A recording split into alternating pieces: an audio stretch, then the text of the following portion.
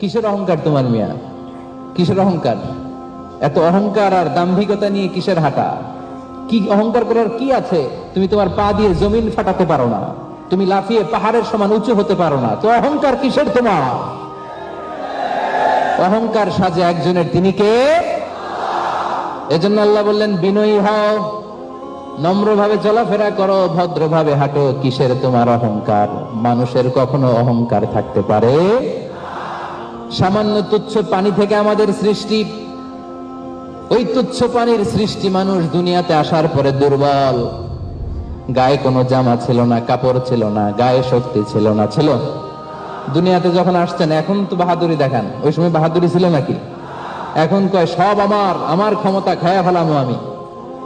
তো যখন আসছিলেন দুনিয়াতে শক্তি ছিল? তুচ্ছ পানি থেকে আসছেন, গায়ে কাপড় ছিল? হ্যাঁ, অল আর নেকেড, উলঙ্গ। আবার যখন চলে যাব, যখন চলে যাব কি কি নিয়ে যাবেন? কাফনের পকেটে করে নিবেন কি কি বলেন?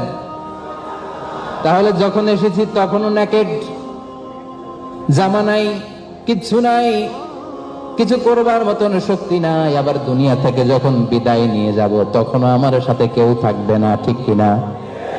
এমনকি আমার কাঁধের যে দুইজন ফেরেশতা তারাও পালিয়ে যাবে, ঠিক কিনা? দুই কাঁধে জিত ছিল যে তোমার দুইজনা পাহারা, তোমার একলা থইয়া পালাইছে তাহারা। তোমার আট কোঠরি নয় দরজা বন্ধ যে ওই হলো রে হলো, মুখে আল্লাহ রসুল সবে বলো, ওর মুখে আল্লাহ রসুল সবে বলো। দুয়ারে আইসাছে পালকি নাই ওরে যাও তো হলো রে তোলো, মুখে আল্লাহ রসুল সবে বলো, ঠিক কিনা? আসলাম একা, চলে যেতে হবে একা। তুচ্ছ এক ফোঁটা পানি থেকে আল্লাহ আমাদেরকে বানালেন। এজন্য মানুষের হৃদয়ে অহংকার শোভা পায় না। অহংকার একজনের চাদর, তিনি কে? তাহলে যখন হাঁটবেন খুব অহংকার করে হাঁটবেন, তাই না? কিভাবে হাঁটবেন বলেন? নম্রভাবে, ভদ্রভাবে। ইটস নট নেসেসারি ইয়ামশুনা আলাল আরদ দিয়ে শুধু হাঁটা বোঝানো হয়েছে, ড্রাইভিং এর উদ্দেশ্য।